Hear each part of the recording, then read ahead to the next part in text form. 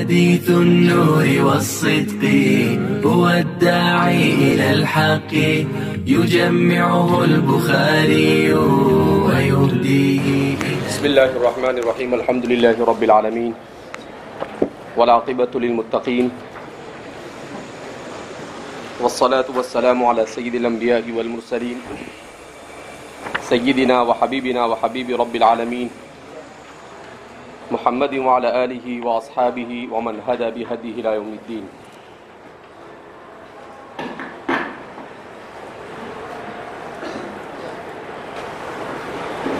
ایمان کے سلسلے میں لغت کے اعتبار سے اور اصطلاحی اعتبار سے ایمان کے کیا معنی ہیں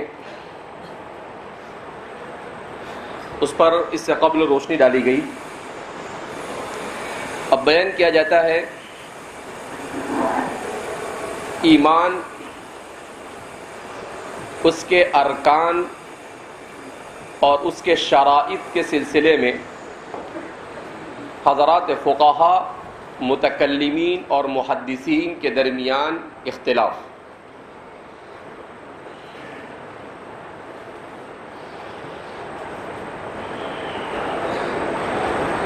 ایمان یہ مسلمان کے لیے سب سے اہم اور بنیادی مسئلہ ہے، اور ایمان ہی کے سلسلے میں فرقہ ضالہ باطلہ اور اہل سنت والجماعت کے درمیان یہ فرق معلوم ہوتا ہے. تو اس سلسلے میں ایمان کی تعریف جیسا کہ ملا علی قاری رحمۃ اللہ علیہ کے بیان کے مطابق کی گئی، تصدیق ما جاء به رسول اللہ صلی اللہ علیہ وسلم اجمالا من الشریعت اجمالا او تفصیلا، کہ اجمال اور تفصیل کے ساتھ نبی کریم صلی اللہ علیہ وسلم کی لائی ہوئی چیزوں کی تصدیق کرنا. اس کی بہت ساری تعریفات کی گئی، مگر سب سے بہتر تعریف ملا علی قاری رحمۃ اللہ علیہ کی ہے. پھر اب اس کے بعد ایک بحث یہ چلتی ہے کہ ایمان اس کی حقیقت کیا ہے، کیا صرف تصدیق باللسان کا نام ایمان ہے، یا تصدیق قلبی بھی ضروری ہے اور لزوم طاعت بھی ضروری ہے. تو اس سلسلے میں امام غزالی، امام رازی، اشاعرہ، ماتریدیہ جو اہل سنت والجماعت کے اہم ترین ائمہ مانے جاتے ہیں، ان حضرات کا کہنا یہ ہے کہ الایمان ہوا تصدیق بالقلب و اقرار باللسان، کہ ایمان تصدیق بالقلب اور اقرار باللسان کا نام ہے، اور یہ دونوں چیزیں رکن ایمان ہے، کہ صرف زبان سے اقرار کر لینا کافی نہیں، جس چیز کا زبان سے اقرار کرے اس کی دل سے تصدیق یہ بھی ضروری ہے. تو مومن کامل ہونے کے لیے صرف اقرار باللسان کافی نہیں، بلکہ تصدیق قلبی ضروری ہے. اگر کوئی صرف زبان سے اقرار کرتا ہے اور دل سے وہ تصدیق نہیں کرتا ہے تو اسے منافق کہا جاتا ہے. والمنافقون فی الدرک الاسفل من النار، یعنی منافق کا مرتبہ اللہ کے یہاں پر کافر سے بھی زیادہ بدتر ہے، جس کو قرآن کی اس آیت نے بیان کیا، والمنافقون فی الدرک الاسفل من النار، کہ جہنم کے سب سے پرلے طبقے میں ہوں گے، سب سے نیچے طبقے میں ہوں گے. کیوں؟ اس لیے کہ ظاہر میں تو وہ ایسا ثابت کرتے ہیں کہ بھائی ہم اللہ کو مانتے ہیں، مگر دل سے وہ اللہ کو نہیں مانتے۔ اس کا مطلب یہ ہے کہ ان دونوں کے رکن ہونے میں کسی کا اختلاف نہیں، کہ اقرار باللسان اور تصدیق بالقلب یہ مومن ہونے کے لیے ضروری ہے۔ پھر اس کے بعد ایک بحث یہ آتی ہے کہ کیا اگر کوئی تصدیق بالقلب کر لے اور اقرار باللسان نہ کر سکے تو اسے مومن کہا جائے گا یا نہیں؟ تو فرماتے ہیں کہ اگر کوئی تصدیق بالقلب کرتا ہے مگر اقرار باللسان نہیں کرتا ہے تو اس کی 3 شکلیں نکلتی ہیں، جن میں سے 2 شکلیں متفق علیہ ہے اور ایک شکل مختلف بھی ہے۔ پہلی متفق علیہ شکل کیا ہے کہ اگر کوئی آدمی دل سے اللہ کو مانتا ہے، البتہ اقرار باللسان سے وہ مجبور ہے، وہ اقرار باللسان نہیں کر سکتا، مثلا گونگا ہونے کی وجہ سے۔ گونگا ہے تو گونگا بول سکتا ہے؟ نہیں بول سکتا ہے۔ جب نہیں بول سکتا ہے تو اس سے اقرار باللسان ممکن نہیں ہے، تو تکلیف ما لا یطاق لازم آئے گا کہ جو چیز کر نہیں سکتا ہے اس کو اس کے اوپر مکلف کیا جائے گا، اور اللہ فرماتے ہیں لا یکلف اللہ نفسا الا وسعها۔ تو اس لیے فرماتے ہیں کہ گونگے پر سے مجبوری کی وجہ سے جو گونگا پن کا شکار ہے اس سے اقرار باللسان کا رکن ساقط ہو جائے گا۔ اسی طریقے سے اس شخص سے بھی اقرار باللسان کا حکم ساقط ہو جائے گا جو مکرہ ہو۔ کیا مطلب؟ کہ دل سے تو اللہ کو مانتا ہو، البتہ زبان سے اقرار کرنے کی صورت میں اس کی جان کو خطرہ ہو، تو اس صورت میں اس شخص پر سے بھی اقرار باللسان یہ ساقط ہو جاتا ہے، جس کو قرآن نے بیان کیا الا من اکرہ وقلبہ مطمئن بالایمان۔ قرآن کیا بیان کرتا ہے؟ الا من اکرہ وقلبہ مطمئن بالایمان۔ ہمارے فقہاء متکلمین جو بھی بات کریں گے وہ کتاب و سنت سے مدلل کریں گے۔ تو فرماتے ہیں کہ اس آیت میں، اس آیت کریمہ کا پس منظر کیا ہے؟ انما نزلت هذه الآیۃ فی اسرۃ یاسر۔ حضرت یاسر رضی اللہ تعالیٰ عنہ کے خاندان کے سلسلے میں آیت نازل ہوئی، لأن سمیہ قتلت، حضرت سمیہ بے دردی کے ساتھ قتل کر دی گئی، حضرت یاسر بھی قتل کر دیے گئے، تو حضرت عمار بن یاسر، حضرت عمار کے لیے آیت نازل ہوئی، حضرت عمار بن یاسر کے لیے کیا کہا گیا انہیں؟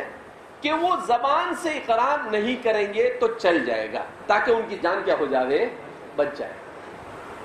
تو فرماتے ہیں اس سے کیا معلوم ہوا کہ مکرہ پر سے یہ ساقط ہو جاتا ہے، لیکن یہ اسی صورت میں جب کہ 100% جان کے جانے کا خطرہ ہو تو،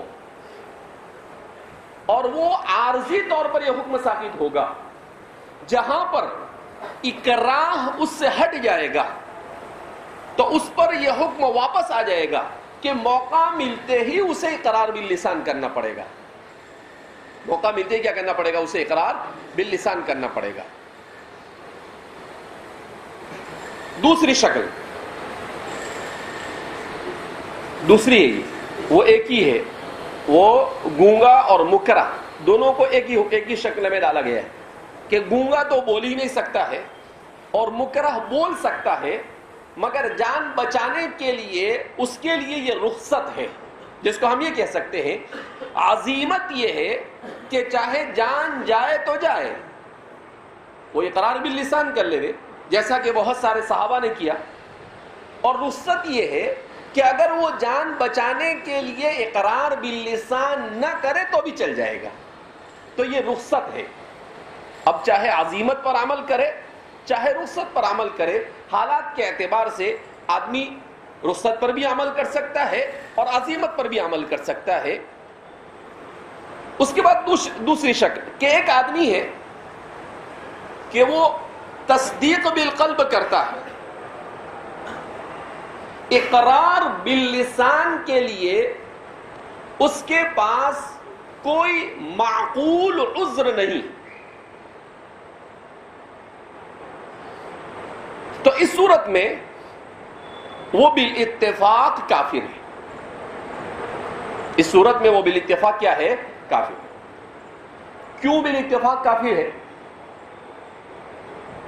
اس لیے کہ عذر معقول نہیں ہے۔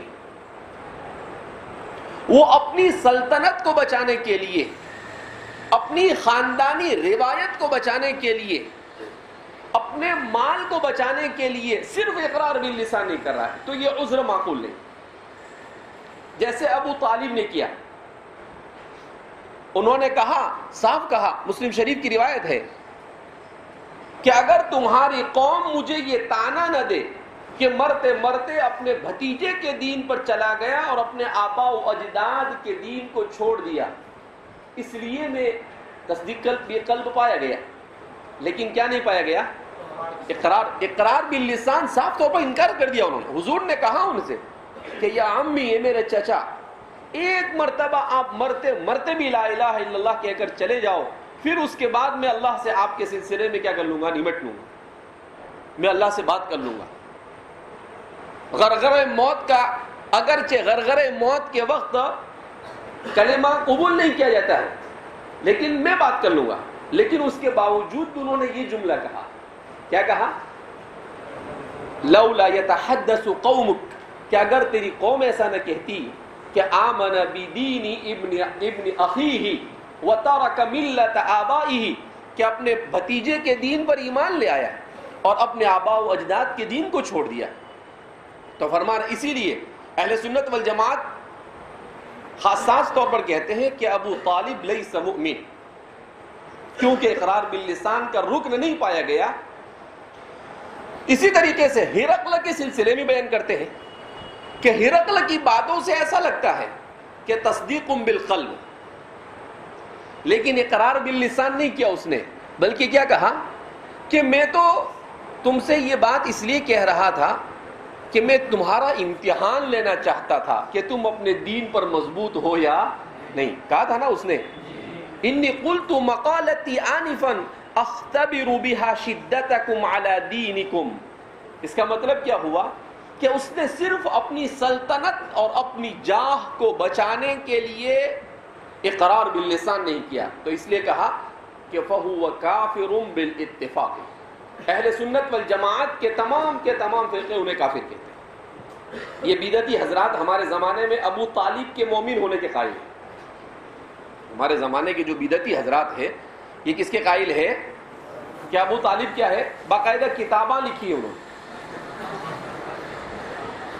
باقاعدہ کتاباں کیا کی ہے؟ پوری کتابیں لکھی ہیں، اور خواہ مخواہ زبردستی سے کھینچ تان کر ابو طالب کو کیا بناتے ہیں؟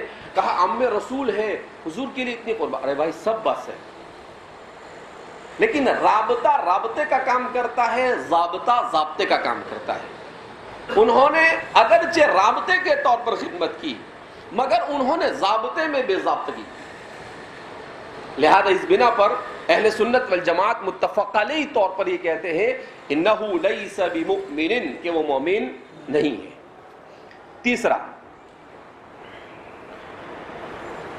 کہ اگر تصدیق بالقلب پایا جاوے،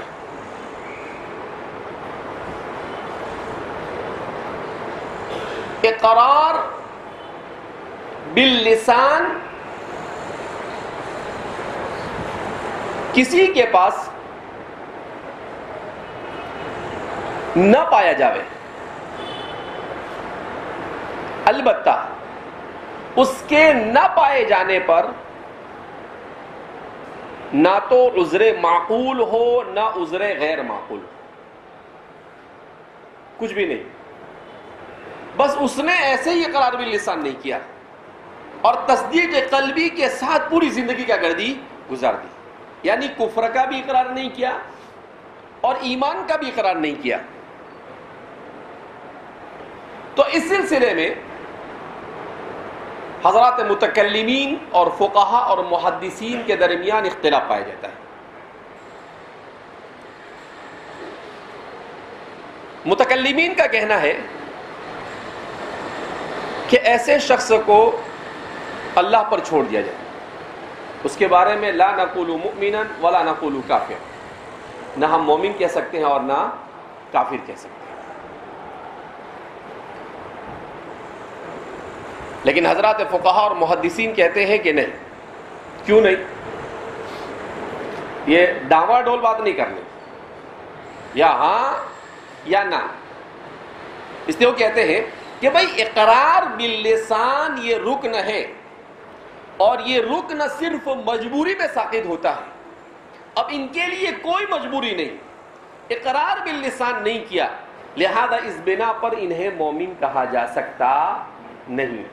حکم دنیا میں تو مومن نہیں ہو. ہاں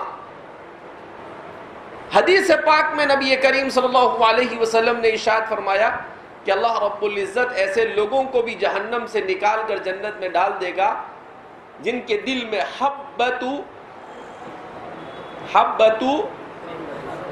ذرۃ من ایمان, ایک ذرہ برابر بھی ان کے دل میں ایمان ہوگا. تو یہ وہ اللہ کا وہ حکم آخرت ہے. لیکن حکم دنیا میں چونکہ اقرار باللسان نہیں کیا اور کوئی مجبوری نہیں پائی گئی, لہذا اس بنا پر ان پر مومن کا اطلاق حضرات فقہا وغیرہ کے نزدیک ہوتا نہیں. اس کے بعد آیا مسئلہ التزام طاعت, کہ ان دو چیزوں میں تو متکلمین, فقہا اور محدثین ان سب کا قریب قریب اتفاق ہوا کہ یہ دو چیزیں رکن ہیں. البتہ اقرار باللسان والا رکن ایسا ہے جو کبھی کبھی کسی عذر معقول کی وجہ سے ساقط ہو سکتا ہے, لیکن تصدیق بالقلب والا یہ کبھی بھی ساقط نہیں ہوتا ہے. اب التزام طاعت کیا مطلب؟ کہ احکام شریعت پر عمل کرنا یہ رکن ہے یا شرط ہے؟ تو اس سلسلے میں امام غزالی, امام رازی اور متکلمین اسلام وہ یہ کہتے ہیں, اشاعرہ اور ماتریدیہ, امام ابو حنیفہ, کہ اعمال یعنی لزوم طاعت یہ شرط ہے, رکن نہیں. ایمان کے لیے شرط ہے, یہ رکن نہیں. اور ائمہ ثلاثہ فقہا اور خاص طور پر امام ابن تیمیہ, ان حضرات کا یہ کہنا ہے کہ لزوم طاعت یہ بھی رکن ہے. لزوم طاعت یہ بھی کیا ہے؟ رکن ہے. محدثین وغیرہ یہ کہتے ہیں کہ بھئی لزوم طاعت یہ بھی رکن ہے.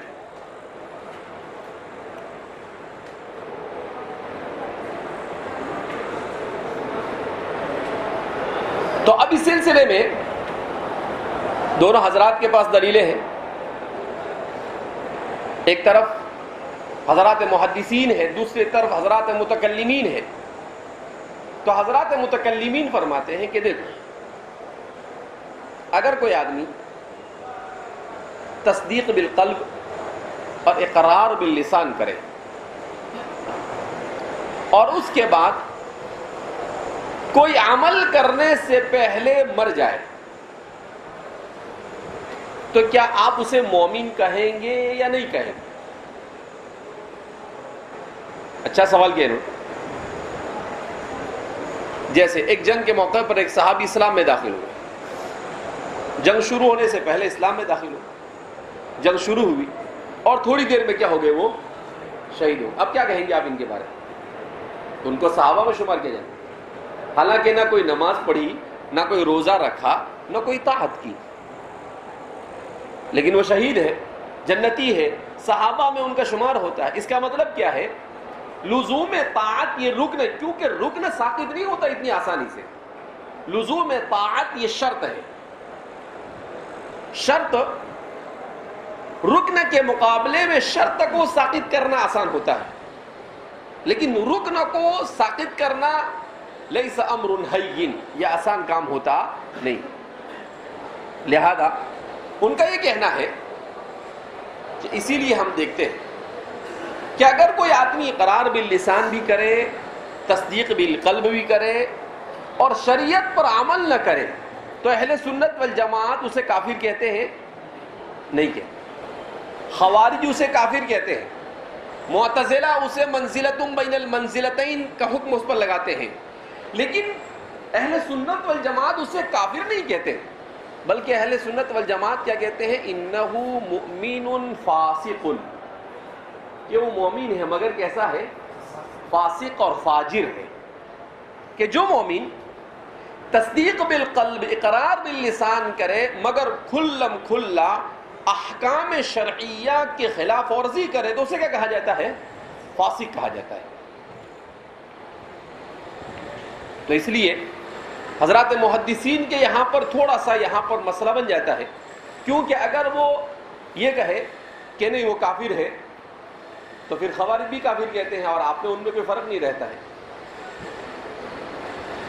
اور اگر وہ یہ کہے کہ نہیں وہ کافر نہیں بنتا ہے بلکہ بیچ بیچ میں رہتا ہے تو پھر اعتزال پایا جاتا ہے. اور اگر وہ یہ کہے کہ نہیں عمل کی ضرورت نہیں تو ارجاء ہو جاتا ہے. تو اس لیے اہل سنت والجماعت امام ابو حنیفہ، امام ابو الحسن الاشعری اور امام ماتریدی، ان تمام حضرات کا کہنا یہ ہے کہ اعمال اور لزوم طاعت یہ رکن نہیں بلکہ کیا ہے؟ شرط ہے. لہذا اگر کبھی کسی وجہ سے شرط نہیں پائی گئی تو ان کے ایمان کے اوپر اس کا کوئی اثر ہوگا نہیں، جیسا کہ بہت ساری صورتوں کے اندر میں ایسا ہوتا ہے. کبھی کبھی ایسا بھی ہوتا ہے کہ کوئی ایک بڑھیا کے بارے میں واقع آتا ہے کہ 70 سال تک وہ کیا کرتی رہی؟ صنم صنم پکارتی رہی، اور ایک مرتبہ غلطی سے منہ سے صمد نکل گئے. تو حضرات عارفین فرماتے ہیں اللہ نے کہا لبیک یا عبدی یا امتی، تو اس کا مطلب کیا ہوا کہ اللہ رب العزت بندے سے ایمان کا مطالبہ کرتا ہے. عمل تو اس لیے ہے تاکہ اس کے مومن ہونے کا پتہ چل سکے، اس کے مومن ہونے کا. اسی لیے بعض لوگ کیا کہتے ہیں؟ امام صاحب کے اوپر حکم ارجاء لگاتے ہیں کہ امام صاحب مرجیہ ہے. ایک طرف امام صاحب کو امام اعظم کہتے ہیں اور دوسری طرف کیا کہتے ہیں؟ امام صاحب کو امام صاحب ارجاء کا شکار ہے. تو سیدھی بات کہی جائے گی کہ نہیں، امام صاحب ارجاء سے متاثر بھی نہیں اور مرجی بھی نہیں. ہمارے بعض لوگ ایسا کہتے ہیں کہ اصل میں ارجاء کی دو قسمیں ہیں. ایک وہ ارجاء جو فرقہ باطلہ کا ارجاء ہے اور ایک وہ ارجاء جو فقہا کا ارجاء ہے. لیکن میں اس کو کہتا ہوں کہ یہ غلط چیز ہے. کیوں؟ آپ اقراری کیوں کرتے ہیں؟ اس لیے کہ دونوں میں بڑا فرق ہے.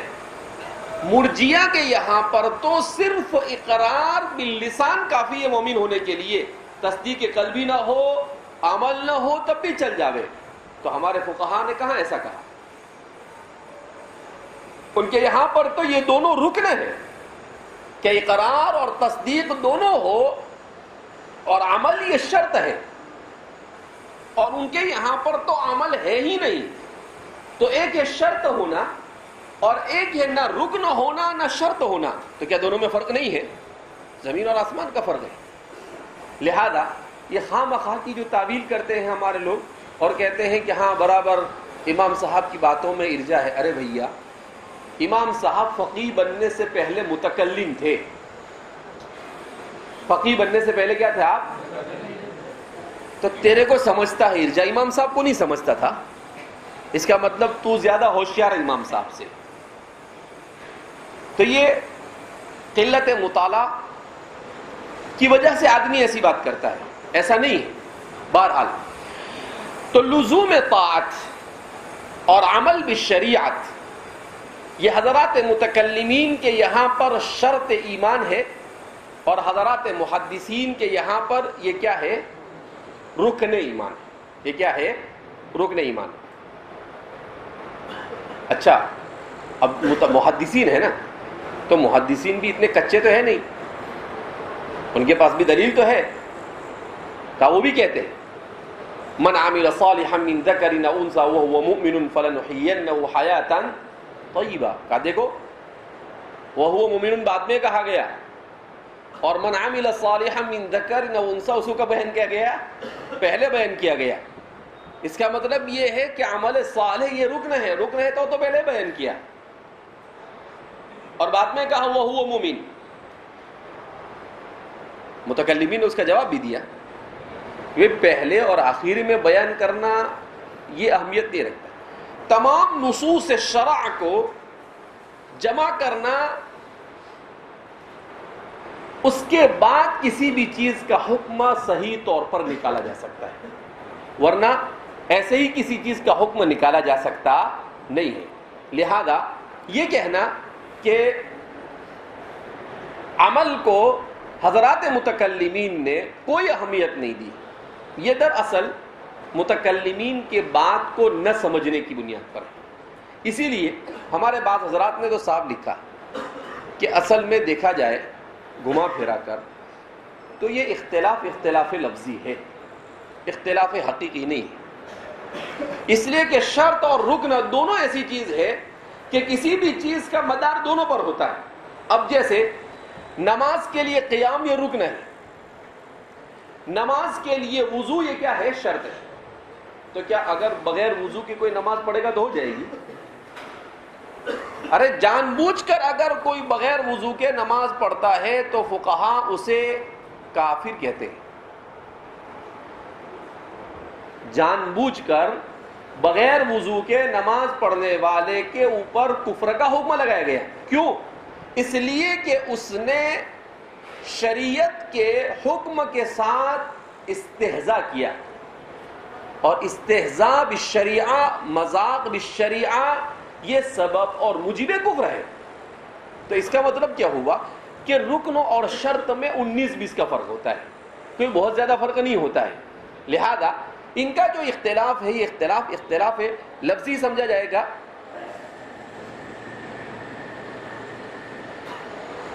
ہرقل کے بارے میں کہا کہ اس کو اپنی جان کا خطرہ تھا. ہرقل کو اپنی جان کا خطرہ, جیسا کہ کہا کہ وہ پادری کی وجہ سے اس نے کہا کہ وہ اس کا جو اس میں کیا ہے کہ دیکھو ہرقل بادشاہ تھا اور وہ پادری بادشاہ نہیں تھا. ہرقل, اب ظاہر سی بات ہے ہرقل اگر اپنا بچاؤ کرنا چاہتا تو بادشاہ ہونے کے ناطے کیسے ہی بچاؤ کر سکتا تھا؟ اس کی کوئی بھی تدبیر اختیار کر سکتا تھا. وہ اپنے بھروسہ مند لوگوں کو اپنے ساتھ کر سکتا تھا. یہ کہہ سکتا تھا کہ بھائی ٹھیک ہے, یہ بادشاہت تمہاری, یہ کرسی تمہاری, یہ سب کچھ تمہارا, میں مومن ہوا, میں چلا. قربانی دینی پڑتی تھی نا, لیکن اس قربانی کے لیے وہ تیار ہوا نہیں, بلکہ اس نے تو اوپر سے بات بنائی, کہا کہ میں تو تمہارا امتحان لے رہا تھا کہ تم عیسائیت پر پکے ہو یا نہیں. اس سے تو اس نے اپنا مومن نہ ہونا پکا کر دیا. اس کی اس بات نے تو اپنا مومن نہ ہونا پکا کر, تو اس کے پاس کوئی مجبوری نہیں تھی. ایسا نہیں کہہ سکتے ہیں کہ بھائی اس پادری کو دیکھا, اس نے اس کو مار دیا تو سوچا کہ مجھے بھی مار دیں گے. بھائی پادری کے لیے اتنی زیادہ سیکیورٹی اور اتنا زیادہ انتظام نہیں ہوتا جتنا کس کا ہوتا ہے. ابھی جیسے اس نے اعلان کرنے کے لیے کیا کیا, دروازے بند کرا دیے نا. ابھی اعلان کرنے سے پہلے کیا کیا, اس نے دروازے بند کرا دیے. اب جب اعلان کرنے سے پہلے دروازے بند کرا دیے تو ایمان کا اعلان کرنے سے پہلے بھی کوئی تدبیر اختیار کر سکتا تھا, لیکن اس نے کوئی تدبیر اختیار نہیں کی. لہذا اس کو اس کے اوپر قیاس کیا جا سکتا نہیں ہے.